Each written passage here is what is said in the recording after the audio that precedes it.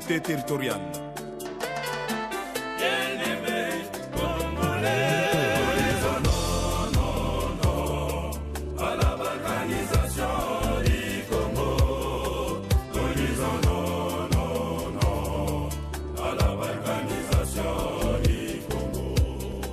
Très chers compatriotes, le Congo, c'est l'image de la tunique de Jésus. Cette tunique n'a jamais été divisée par les bourreaux de Jésus.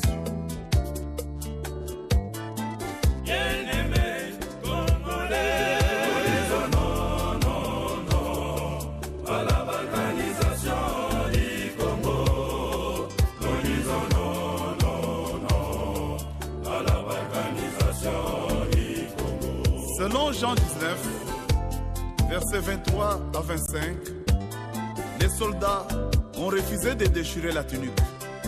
Ils se sont dit que la tunique soit intacte et indivisible. Bien-aimés Congolais, à la balkanisation du Congo.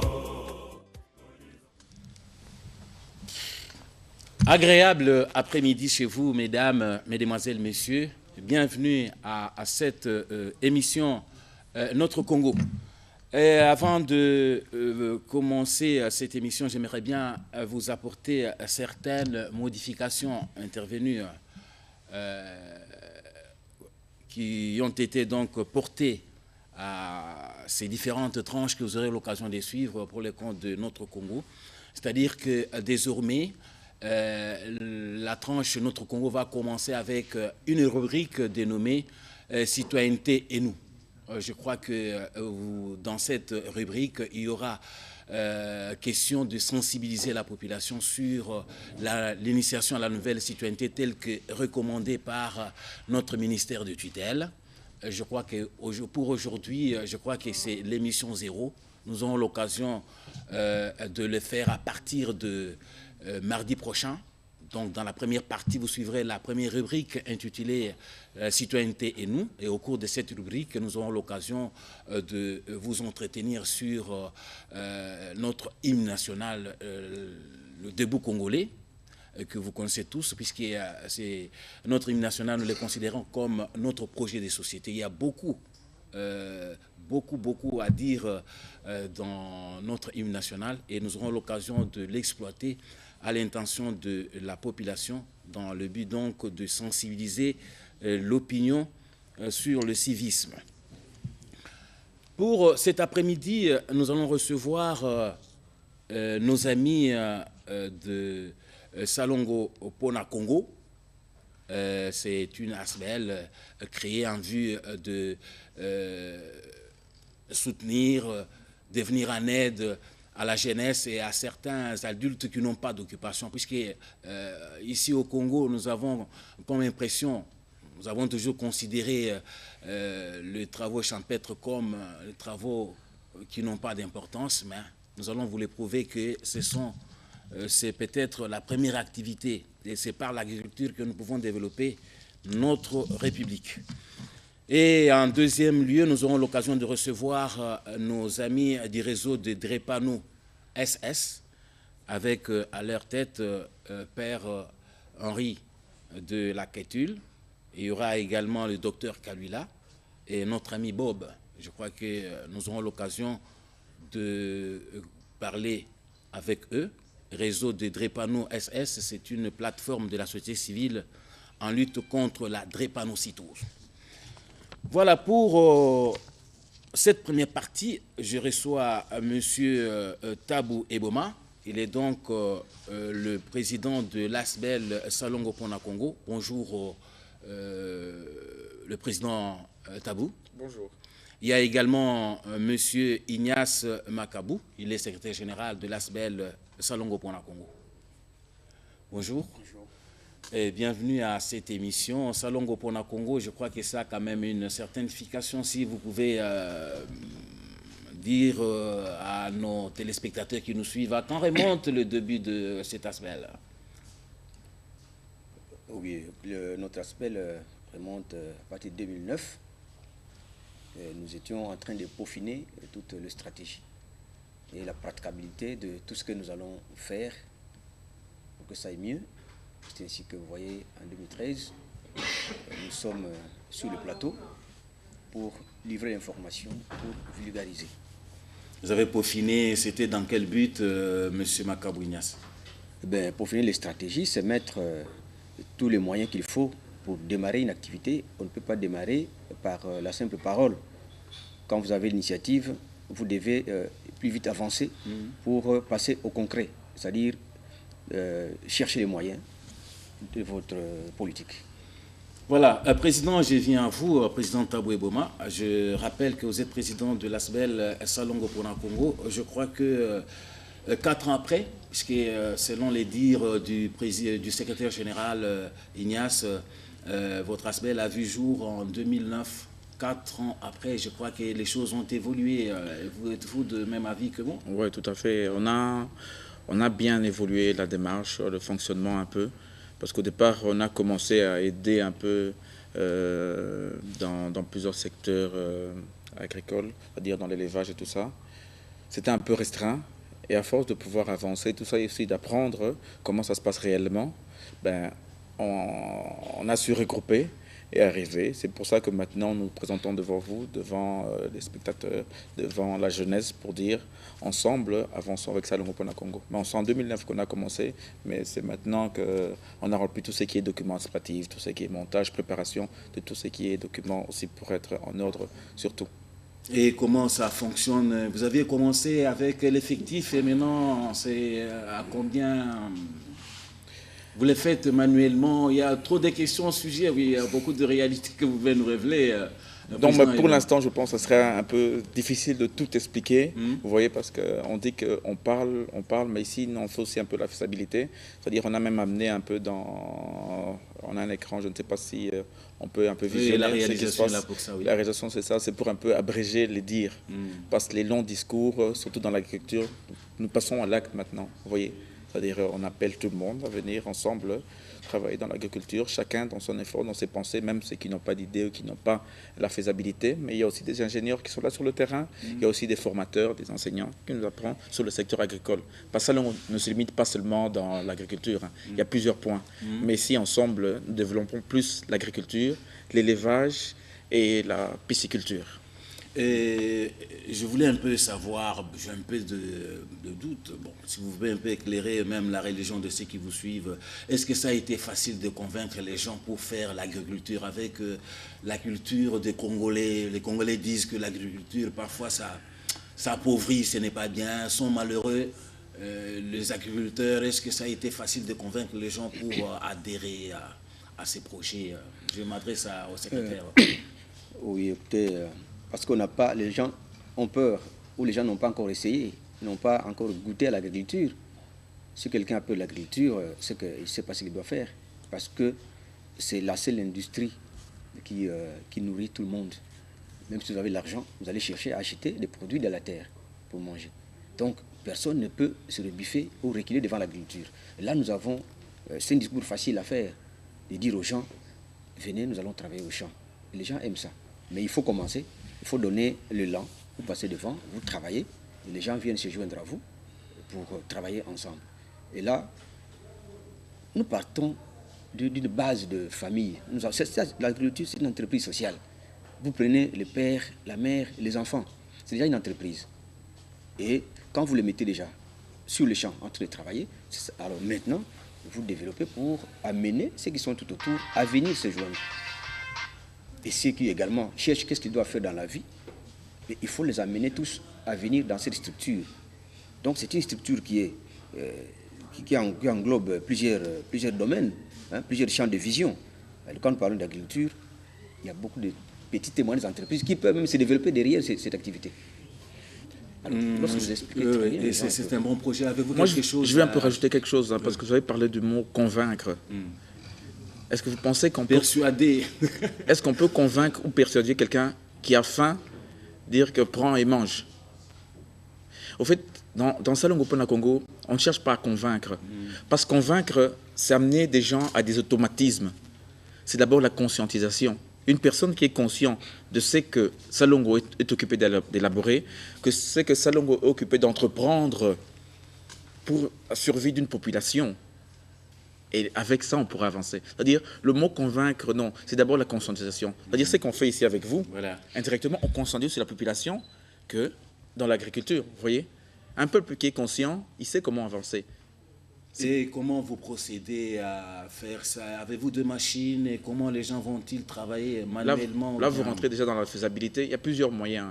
Il y a les machines aussi qu'on peut employer. Il y a la force physique aussi qui est là. Il y a plusieurs façons dans l'agriculture, dans la pêche. Il y a la main, il y a les machines, il y a un peu tout. Secrétaire Ignace, tout à l'heure, président a réfuté ce que je disais en affirmant qu'on ne peut pas persuader, convaincre quelqu'un qui est affamé. Alors, quelqu'un qui vient affamé pour travailler, s'adonner à l'agriculture, je crois que dans un premier temps, vous devez le prendre en charge. Comment cela s'est fait au sein de SAFCO?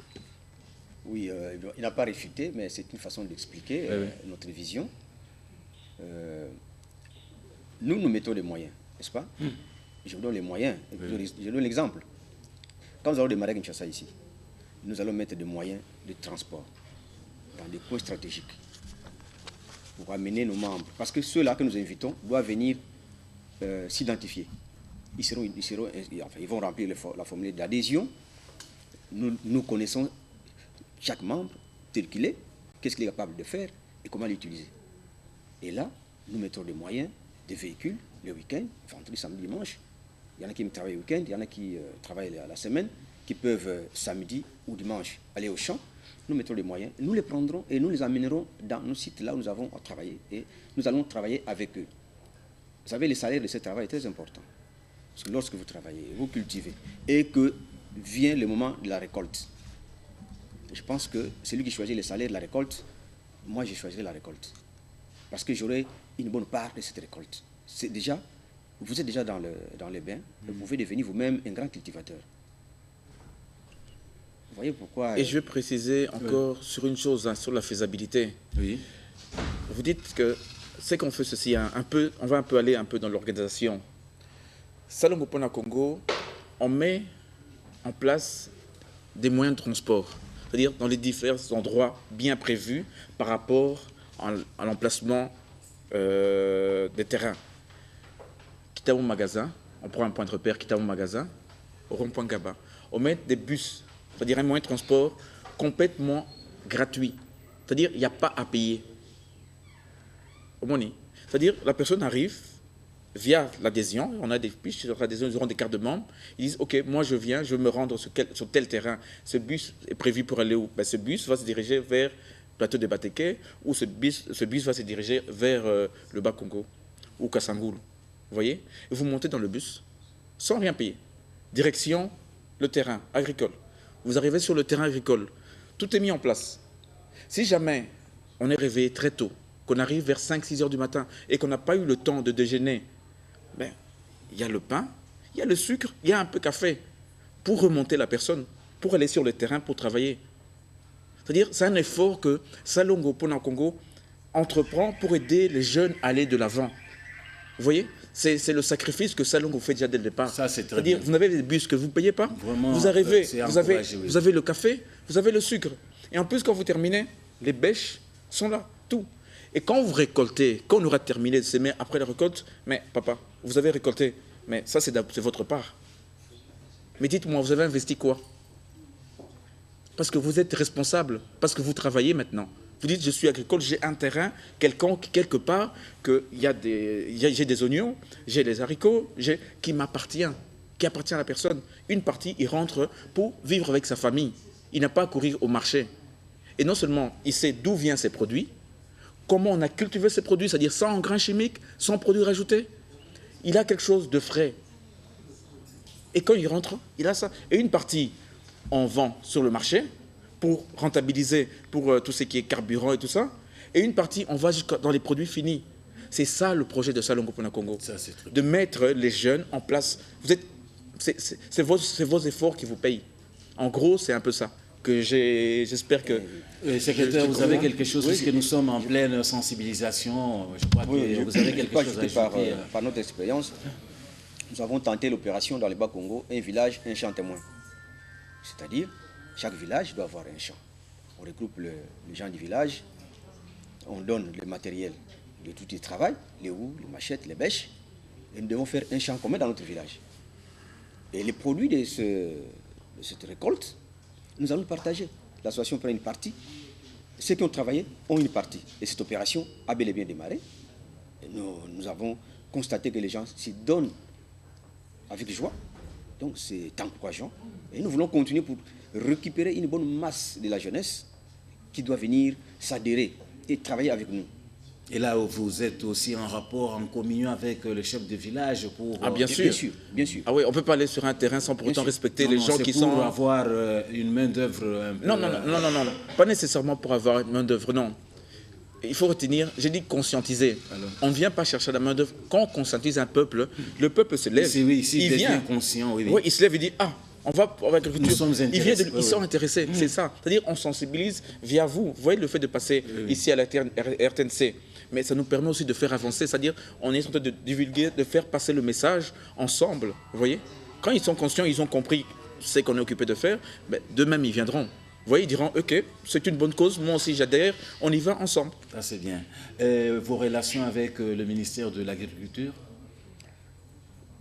vous êtes connus ou bien vous œuvrez dans... Nous sommes connus parce que quand on sort en public, c'est qu'on a rempli toutes les conditions nécessaires. Hein. On est dans la légalité. Les démarches se poursuivent pour obtenir certaines dispositions qui ne sont pas encore remplies avec le ministère. Et nous sommes en train d'y œuvrer. Mais si nous sommes déjà là, c'est-à-dire que nous sommes suffisamment avancés. Y a-t-il des conditions dans ce que je pourrais qualifier de recrutement? Non. S'il faut faire appel, dont vous... Non. Des conditions, non. C'est juste la volonté. C'est juste la volonté d'une personne. Une personne consciente, c'est sa volonté. Ensemble, on va faire. Les conditions, c'est pas l'armée du salut, c'est pas cloisonné. Vous pouvez prendre quelqu'un qui est malade. Bon, celui qui est malade, il faut laisser mourir. Donc physiquement malade, qui n'est pas en mesure de s'adonner à cette tâche-là, je crois que c'est pas aussi bien. Quand vous dites qu'être malade, malade physique ou malade mental? Non, malade physique. Quelqu'un qui ne peut pas travailler. Je dis bien qui est déjà fatigué par une maladie quelconque, qui ne peut pas travailler. Si les pieds ne peuvent pas travailler, les mains vont travailler. Si les pieds et les mains ne travaillent plus, la tête fonctionne. Monsieur Sevela, quand les gens vont s'inscrire, vous remplissez les documents et les cartes de membres, c'est parti comme ça. Au fait, on ne veut pas minimiser ou cloisonner. C'est libre. Que les gens se sentent à l'aise et libres de venir au sein de Salongo. On trouvera toujours une place. Comme je dis, Salongo Pona Congo ne se limite pas seulement à l'agriculture. Hein. Il y a plusieurs encore domaines qu'on va ouvrir avec le temps, mais pour l'instant, on branche, mais c'est ouvert à tout le monde. Ah oui, là c'est très bien. Et puisque vous avez préféré que nous puissions orienter cette intervention vers la sensibilisation, je ne sais pas si vous avez quelque chose à dire à la population que vous n'avez pas dit ici, puisque vous-même vous aviez constaté que nous avons démarré avec retard cette émission. Peut-être l'occasion sera donnée largement à la prochaine occasion, avec d'autres détails pour que vous puissiez largement vous exprimer. Oui, dans une seule émission courte, on ne peut pas tout décharger, mais il est vrai que ceux qui veulent venir travailler, nous sommes disposés, qu'ils viennent. Nous avons l'adresse, provisoirement en attendant d'aménager nos locaux. Nous sommes sur Ebonda, numéro 8, quartier Vémé. On peut voir M. Serge Ndongala, qui est notre trésorier, qui fait la permanence. Donc nous attendons, il n'y a pas de discrimination. Tout le monde peut venir s'inscrire et nous tiendrons compte de leur état physique, de leur état de santé et de leurs forces qu'ils vont déployer pour que nous puissions travailler. Parce que c'est ça aussi la réinsertion sociale, n'est-ce pas? Vous n'allez pas vous avez dit tout à l'heure que vous voulez faire de l'entreprise et de l'agriculture une entreprise sociale. Exactement. C'est vraiment une idée géniale. Ça, j'encourage et j'adhère. Santé, éducation. Moi, je serais encore plus content, je serais encore heureux si, pas que vous, mais les médias puissent diffuser. Vous voyez, la cause de Salongo ici dans l'agriculture, ça appartient à tout le monde. Parce que tout le monde, que ce soit, peu importe le cas social, on doit manger. Tout le monde doit manger. Tout le monde doit rentrer, au moins avoir quelque chose pour se nourrir. Et le fait de vous avoir invité aussi sur votre plateau, d'abord, on vous remercie d'abord de vous avoir invité sur votre plateau et continuez juste à diffuser ce message. Je ne sais pas si je peux en profiter pour donner les numéros de téléphone éventuels pour les gens qui veulent nous contacter. Oui. On a 2 numéros de téléphone, le 082 027 67 82. Le 082 027 67 82. Le deuxième numéro de téléphone, le 099 732 44 28. Le 099 732 44 28. N'hésitez pas. Téléphonez-nous, envoyez-nous des messages et ensemble, on espère faire avancer notre projet dans la communauté congolaise. Voilà, merci beaucoup. Nous remercions nos amis de l'ASBEL Salongo Pona Congo.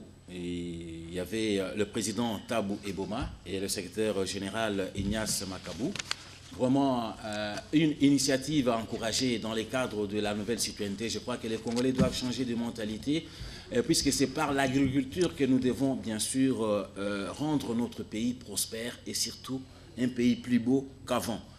Voilà, merci d'être venu. Nous aurons l'occasion de vous recevoir peut-être prochainement pour avoir certaines lumières sur ce que vous faites puisque c'est encourageant. Quand peut-être vous occupez la jeunesse à avoir une occupation, je crois que c'est quelque chose que vous rendez un bon service à la nation. Merci d'être venu. Nous vous remercions et en même temps, j'en profite pour aussi faire appeler les enfants qui sont à l'extérieur de la diaspora. Moi, je pense que la RTNC est étendue un peu partout, un peu même à l'étranger. C'est-à-dire ceux qui sont en France, aux États-Unis, en Angleterre, un peu partout, de venir aussi prêter main forte à Salongo Pona Congo. C'est pour le bien de tous. Merci beaucoup. Nous demandons à la réalisation une transition avant de recevoir un autre groupe.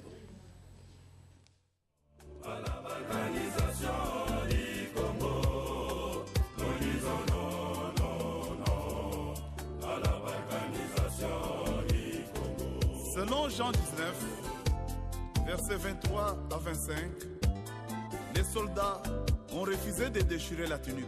Ils se sont dit que la tunique soit intacte et indivisible. Bien-aimés Congolais, non, non, non, à la balkanisation du Congo. Nous disons non, non, non, à la balkanisation du Congo.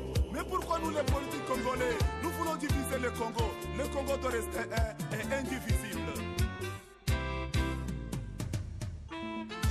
Nous pouvons tout nous partager, mais pas diviser le Congo. Soyons unis. Le Congo, c'est notre héritage. Congo et Congo. Congo de Lumumba. Congo restera indivisible. Congo de Kasavubu. Congo et Congo. De Fumu Kibantu. Congo restera indivisible. Hakuna Congo ya majorité.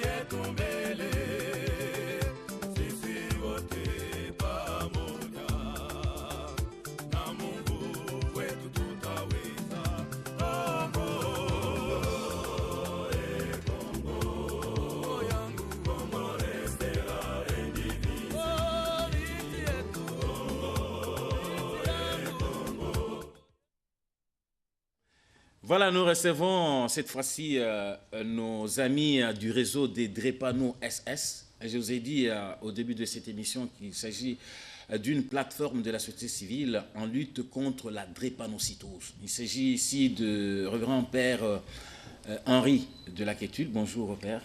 Bonjour, monsieur. Il y a aussi Docteur Kalula. Bonjour, docteur. Bonjour. Et notre ami Bob. Oui.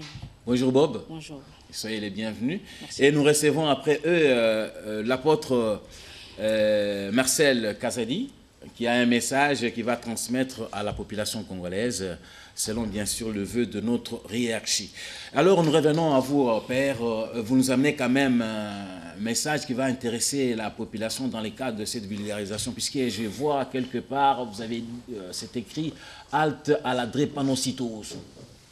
Et à quand a commencé l'action?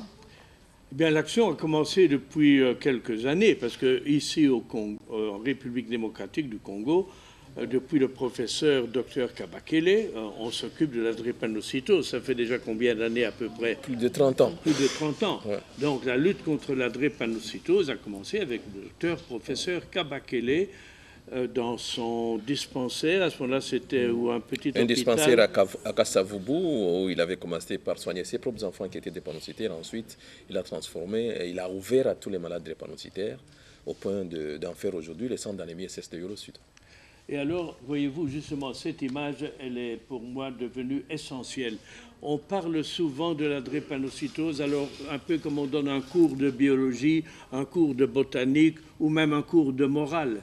Et plus je me suis impliqué dans cette maladie, et plus je me suis dit, ce n'est pas possible que l'on continue à mettre au monde des enfants qui seront des martyrs. Et alors cette image dit très bien que, en fait, halte non pas aux drépanocytaires, à ceux qui souffrent, aux victimes, mais à la drépanocytose. La maladie. La maladie elle-même. Parce que cette maladie, comme le montre bien cette image, quand l'enfant est né SS, donc anémique SS drépanocytaire, sa vie est déjà sérieusement entamée. Entamée, c'est-à-dire elle est rongée par un mal qui ne va pas arrêter d'inventer 1001 complications et tortures.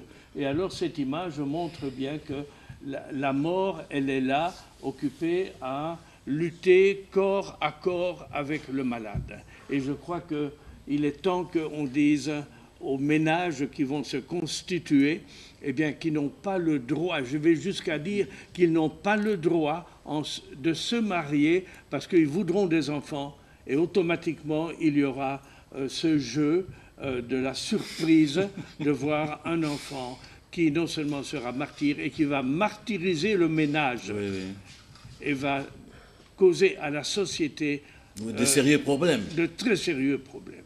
Alors, docteur Kalula, vous avez créé un réseau des drépano SS. Comment Oui, il y a dans le pays, il y a plusieurs associations et plusieurs acteurs qui travaillent de manière disparate, chacun de son côté. Oui. Et ça fait longtemps que nous faisons comme ça pour faire évoluer la lutte contre la drépanocytose. Mais depuis 2005, le père Henri et moi, on s'est rencontrés, on travaille à Kikwit et puis je vais dans d'autres provinces. Et nous avons décidé de nous mettre ensemble en créant d'abord la CND, la Croisade nationale drépanocytose, et que nous avons proposé comme plateforme à l'ensemble des acteurs. Mais on a préféré, au cours de ces discussions, de créer un large réseau, le réseau Drépano SS-RDC. Donc, ce réseau est déjà fonctionnel depuis l'année passée, depuis le 19 juin 2012 plutôt. Et puis nous fonctionnons, nous avons des programmes qui sont déjà mis en route. Et cette année, et le mois passé, à l'ambassade de l'ordre souverain de Malte, nous avons eu une conférence de presse devant la presse de Kinshasa. Et la soirée, nous avons eu une soirée dans laquelle on a reçu plusieurs médecins des différents hôpitaux de Kinshasa, des hommes d'affaires, des patrons, et le ministre provincial de la Santé et le ministre de l'enseignement, le vice-ministre de l'enseignement primaire et secondaire et professionnel. C'était au fait, pourquoi? C'était le départ de la mise en réseau de plusieurs hôpitaux. Nous avions décidé d'en prendre 10 au départ, dans les 4 districts de Kinshasa, pour permettre à ce qu'une fois formés, les médecins, les infirmiers, les laborantins, ces équipes puissent offrir aux populations des drépanocytaires habitant dans les coins reculés de la République des soins de qualité, de proximité. Il ne faut pas qu'un SS qui habite Maleko vienne se faire soigner nécessairement au centre d'anémie SS à Yolo. Donc c'était l'objectif numéro 1, et c'était celui-là. Nous avions un deuxième objectif, c'était la lutte, comme le père Henri vient de le dire, à la base. Aujourd'hui, moi, je fais face dans nos bureaux là, à des malaises incroyables. Les gens qui sont fiancés déjà depuis 5-6 ans, et le pasteur ou le prêtre demande les examens prénuptiaux. Et à la veille du mariage, on vous dit que vous êtes AS et que vous êtes censé vous séparer. Ça ne marche pas souvent. Donc, ce n'est pas possible en ce moment-là. Il faut donc revenir un peu plus en amont, commencer à former, à informer, à sensibiliser les enfants à l'école primaire, de la 4e, 5e et 6e primaire, et puis passer au secondaire et continuer au supérieur. Informer les gens à ce niveau-là pour qu'ils sachent que cette maladie existe réellement et qu'un Congolais sur 3 est concerné, il est AS. Et que donc le mariage, rencontre entre AS est de 1 sur 64%, comme l'avait défini le professeur Kabakele, dont il a parlé tout à l'heure. Donc il y a plusieurs façons de se rencontrer pour avoir des enfants SS. Et pourquoi mettre des enfants au monde qui vont souffrir à ce point et docteur faire Kabila, souffrir les cette familles? sensibilisation demande beaucoup de moyens. Est-ce que vous en avez? Je laisserai le père intervenir d'abord parce qu'il a demandé la parole. Je voudrais vous répondre ceci. Il n'y a pas longtemps, ici, le réseau Drepano SS s'est arrangé durant le premier trimestre à Kinshasa de, disons, sensibiliser 22 000 élèves ou 24 000 élèves dans environ 70 écoles. Eh bien, ça a coûté 8 000 à 9 000 dollars. Eh bien, je crois qu'on peut sensibiliser davantage en payant beaucoup moins cher. Et comment? Eh bien, tout simplement en utilisant, en devenant partenaire avec les PSP, produisant des brochures pour les enseignants, fin d'école primaire, 6e primaire, une brochure pour première, deuxième, troisième année du secondaire et une autre plus élaborée pour 4, 5 et 6, à remettre entre les mains des enseignants qui donnent le cours de, par exemple, d'anatomie en première année d'humanité, les cours d'éducation à la vie, le cours de morale, le cours alors de biologie pour les aînés et même le cours de philosophie, parce qu'il y a une approche humaine de la question. Parce que c'est vrai, je crois que tous les citoyens de ce pays sont d'accord avec moi et diront « nous n'avons pas le droit de lancer dans l'existence un être humain, un individu, une progéniture condamné à souffrir. C'est proprement immoral. Et c'est pour ça que j'ai commencé avec l'Académie des Beaux-Arts et avec, disons, des artistes privés. J'ai lancé un concours, n'est-ce pas, pour que l'on puisse avertir la population. Ce dont nous parlons est quelque chose de très grave. C'est 6600 volts, comme on met sur les cabines électriques à haute tension, avec une tête de mort. N'approchez pas 6600 volts. Et je peux compléter le père en disant, il faut beaucoup de moyens, c'est vrai, mais nous nous sommes préparés en conséquence. Nous allons pouvoir éditer, imprimer et distribuer, disponibiliser des brochures. S'il faut dans l'ensemble du pays, nous le ferons. C'est pour ça qu'à ces manifestations dont je viens de parler, nous avons invité les patrons des grandes entreprises. Ils doivent s'engager avec nous pour que nous puissions disponibiliser les finances nécessaires pour les brochures, les moyens de les transporter par avion, par bateau, par camion, dans l'ensemble du pays et les disponibiliser auprès de tous les enseignants afin que la sensibilisation commence à partir dès l'école primaire en 3e, 4e, 5e et 6e. Les enfants savent déjà ce que c'est, ils grandissent avec ça. Et ensuite, à l'école secondaire, comme il a dit, il y aura une brochure pour les premières années, 2e, 3e des humanités, et ensuite une autre plus élaborée pour la 4e, 5e et 6e. Nous allons le faire, nous avons déjà commencé, nous sommes en train d'y travailler déjà, et ça vient. Et nous allons espérer que beaucoup de gens nous rejoindront pour que nous puissions continuer cette lutte ensemble. Ce n'est pas seulement le Père Henri, moi, les réseaux, non. Il faut que l'ensemble du réseau s'engage, l'ensemble du pays s'engage. Et nous avons déjà acquis l'accord de principe de l'enseignement primaire, secondaire et professionnel par son vice-ministre, qui accepte et qui va pouvoir parrainer cette manifestation et distribuer, disponibiliser les documents auprès des enseignants. Deuxième chose, j'ai dit à propos des hôpitaux que nous avons déjà l'accord du ministre provincial de la Santé qui s'engage et qui, lui, d'ailleurs, nous a dit dans cette manifestation, nous avions choisi 10 hôpitaux seulement. Pourquoi? Il va s'investir pour que l'ensemble des hôpitaux de Kinshasa puissent être formés, être capables d'offrir des soins de qualité, de proximité à nos malades.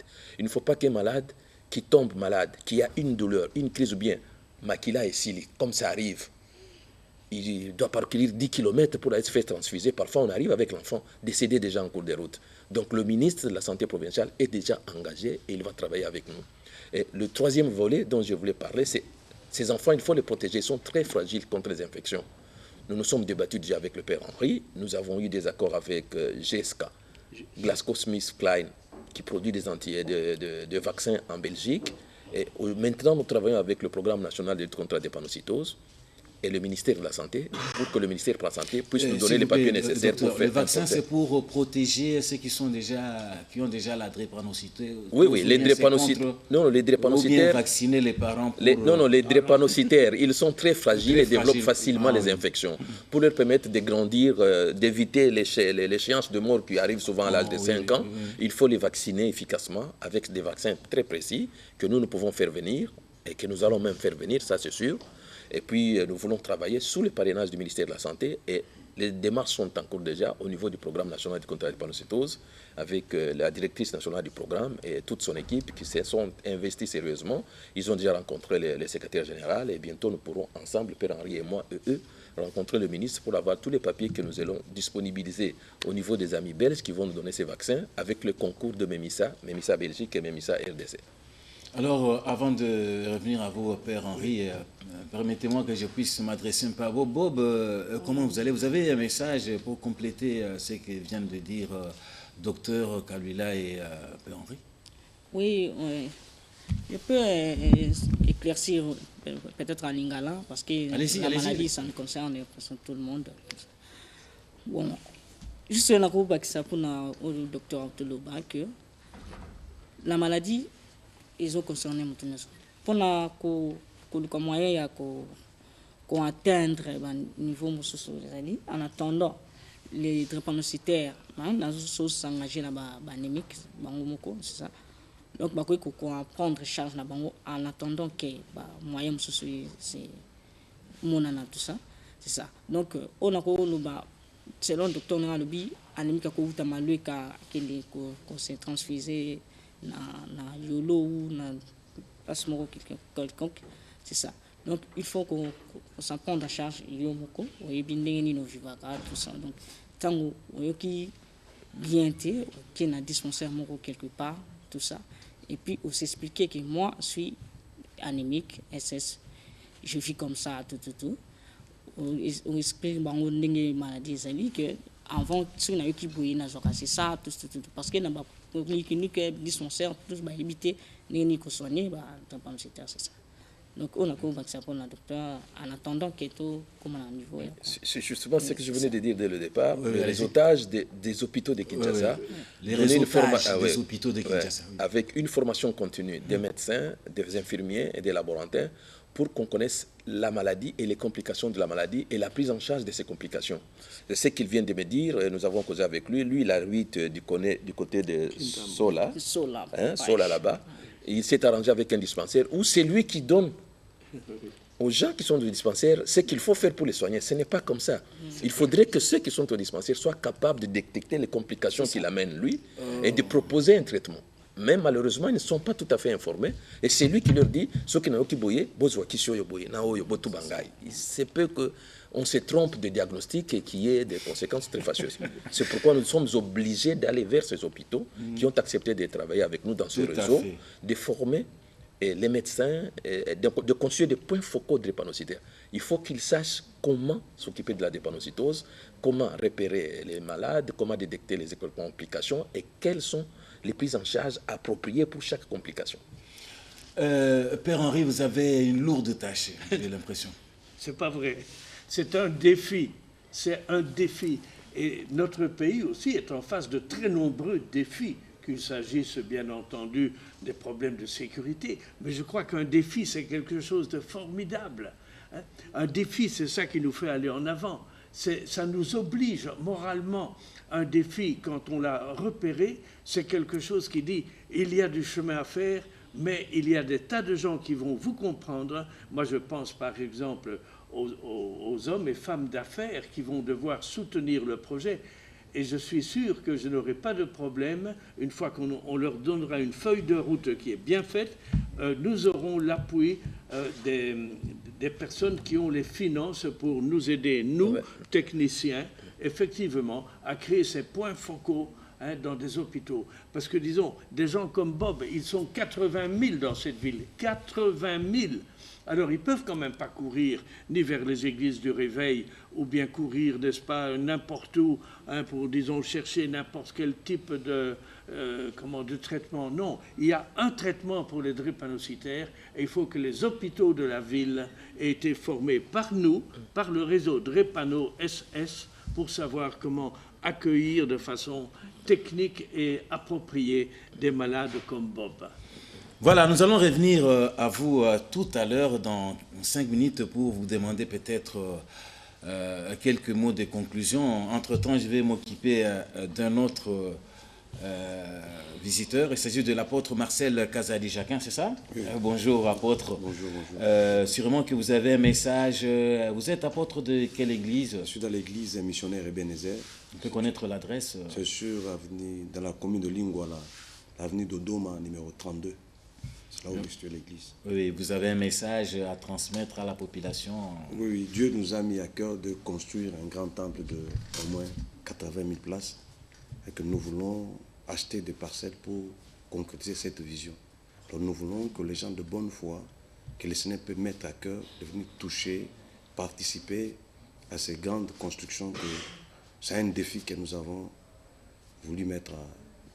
Et nous voulons que tous les gens qui ont de bonne foi de venir assister dans cette construction, parce que notre pays est dans un moment de reconstruction. Alors l'Église aussi doit s'adapter à la vision du pays, parce que la Bible dit le bonheur du pays dépend de ce que vous faites. Alors nous voulons construire ces grands temples. Alors c'est pourquoi nous invitons tout le monde, les gens qui ont de la bonne volonté, qui veulent construire un temple pour la gloire de notre Seigneur.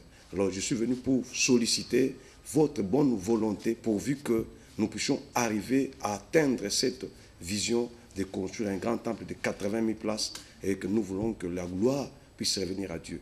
Et nous voulons que le Saint-Esprit puisse vous toucher. La Bible dit que chacun donne selon la bonne volonté qu'il a, selon ce qu'il a résolu de faire. Alors c'est pourquoi nous venons auprès de vous solliciter cet soutien. Nous avons déjà commencé, nous avons une partie et ça nous demande encore beaucoup de moyens. C'est pourquoi nous avons voulu élargir. Alors je voulais aussi remercier les gens qui nous ont appelés de Côte d'Ivoire, du Gabon, qui ont souscrit. Que Dieu vous bénisse. Et nous sommes en train de continuer aussi à recevoir des appels, à recevoir vos soutiens pour que nous puissions construire ce grand temple pour la gloire de notre Seigneur Jésus-Christ. Alors vous êtes les bienvenus. Là où partout vous êtes, appelons-nous à envoyer vos dons pour que nous puissions bâtir l'œuvre de Dieu. La Bible dit, vous allez recevoir des dons de ceux qui ont un cœur généreux pour bâtir les temples. C'est pourquoi nous venons à ce moment vous adresser que cette affaire vous concerne. La Bible dit, lève-toi car cette affaire te concerne. C'est comme la maladie que le Père vient de nous dire. Ça concerne tout le monde. C'est tout le monde qui doit s'élever pour participer à cette affaire. L'affaire de la construction du temple concerne tout le monde. C'est pourquoi nous voulons vous interpeller et que Dieu a besoin de vous dans ces moments de construction. Nous, c'est l'église missionnaire Ebenezer. Nous sommes situés sur l'avenue d'Odoma, numéro 32, dans la commune de Lingwala. Et ce dimanche, nous avons un grand culte où nous voulons mettre Dieu à l'épreuve. Selon Malachie 3:10 qui dit « Mettez-moi de la sorte à l'épreuve ». Alors vous êtes invités pour mettre Dieu à l'épreuve avec vos biens, avec vos moyens pour la construction de ce grand temple que nous voulons construire à la gloire de notre Dieu. Si vous voulez nous appeler, nos numéros sont les 09 91 51 93 26. 09 91 51 93 26 et les 089 98 10 323. Ceux qui sont à Lubumbashi, nous avons une église à Lubumbashi, la maison de prière. Vous pouvez aller voir là-bas, il y a des frères, il y a le frère Magloire qui sera là, il est prêt à vous recevoir pour déposer vos dons et ça va parvenir pour la construction de ce grand temple. C'est le grand message que nous voulons vous annoncer et vous interpeller que Dieu a besoin de vous. Vous qui avez la bonne volonté, vous avez des moyens, n'importe ce que vous avez, le peu que vous avez peut construire. Même le $1 que tu as peut construire. Ce sera le bienvenu pour la gloire de Dieu. Quand les âmes seront sauvées, les âmes seront instruites et Dieu tirera la gloire de toi et il pensera à vous aussi. C'est un grand moment de bénédiction. Venez participer à ce grand culte ce dimanche. Nous voulons mettre Dieu à l'épreuve selon sa parole. C'est ça un peu le grand message que nous avons apporté ce soir. Voilà, merci beaucoup. Ce n'est pas la dernière fois. Je crois que nos portes seront toujours ouvertes. Vous pouvez venir.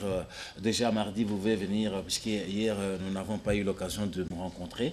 Merci beaucoup, apôtre Marcel Kazadi. Je reviens à vous, Père Henri. Nous sommes pratiquement à la fin. Il nous reste 4 minutes pour clore cette émission.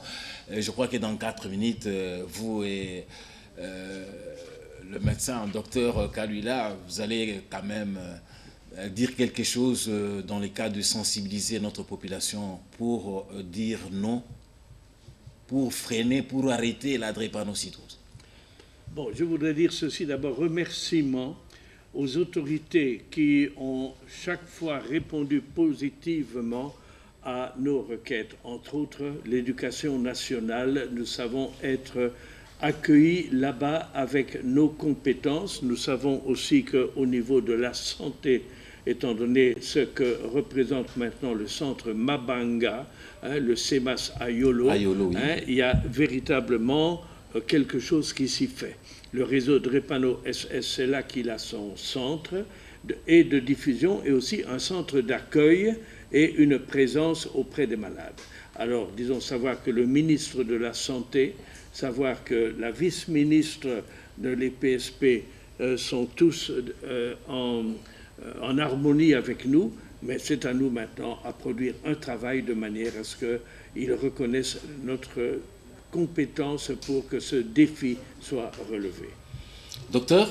Merci. Je terminerai en disant les examens prénuptiaux, oui, il faut le faire et nous le faisons, mais nous voulons attaquer le mal à la racine. Donc nous allons y aller en commençant par sensibiliser les plus jeunes. Une fois qu'ils sont sensibilisés et qu'ils grandissent avec cette idée, eux, ils sont en mesure de ne pas se mettre dans les fiançailles qui vont durer 5-6 ans et qui, à la fin, vous avez c'est quoi qu'on vous dit, vous êtes AS et vous vous demandez s'il faut vous séparer ou pas. Nous nous y employons de tout cœur. Les textes sont déjà rédigés, bientôt on les corrige, ils seront prêts. Et comme vous avez dit, il faut des moyens, oui, nous savons qu'il faut des moyens et nous allons bientôt aller à l'imprimerie pour produire ces brochures et les disponibiliser pour l'enseignement primaire et secondaire dans un premier temps. Et ensuite, au niveau de la formation, ceux qui travaillent déjà sur ce terrain, dans les réseautages des hôpitaux, sont déjà au travail. Bientôt, nous pourrons programmer déjà les formations, soit au centre d'anémie SSA Yolo, soit nous allons regrouper les hôpitaux par district et pouvoir travailler de manière de proximité, comme nous avons dit, auprès d'eux, pour qu'ils ne se déplacent pas trop. Et nous savons que nous irons de l'avant et que le réseau Drepano est vraiment en marche et que ça ne va pas s'arrêter là. Bob, on termine avec vous. Vous avez un message aux Anamwa Liloba Pona. Moi, je remercie tous les ONG qui s'occupent des drépanocytoses, qui sont luttes contre la drépanocytose. Moi-même, je suis en train de faire un film sur la drépanocytose. Ça, c'est très bien. Oui, ce n'est pas facile. Il y a le docteur Autoloba, Moutouaza, AS aussi, Baningani Nabango, et puis il faut Kabana, tout ça, ce n'est pas facile. Malgré ces Osenga qui est Kabana. Donc, dans le film, on a des difficultés, tout ça. Oui, ça que Moutouaza Tali, il est directement à Rokene Osala, tester facilement.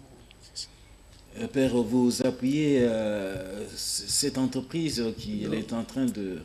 Bob est un artiste et je lui ai demandé de pouvoir travailler aussi de façon plus cohérente en rejoignant des anémiques SS de son âge, de manière à ce que le travail qu'il fera sera aussi accepté par les autres et aura donc plus de force pour toucher les personnes qui sont supposées être touchées. Voilà qui termine en toute beauté cette émission. Nous remercions sincèrement le révérend Père Henri de la Quétule et également Docteur Kalula, pourquoi pas notre ami Bob. Ils sont tous du réseau des Drepano SS, une plateforme de la société civile en lutte contre la drépanocytose. Et nous remercions également l'apôtre Marcel Casali-Jacquin qui vous a transmis son message et les différentes adresses, différents numéros par lesquels vous pouvez l'atteindre.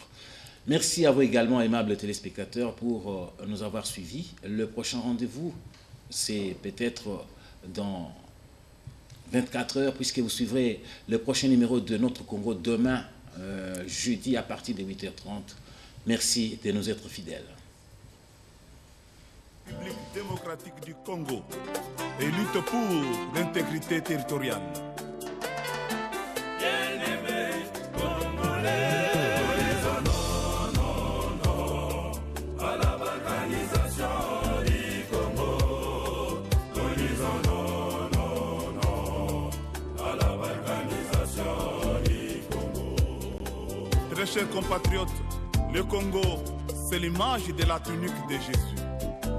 Cette tunique n'a jamais été divisée par le bourreau de Jésus. Bien-aimés Congolais, non,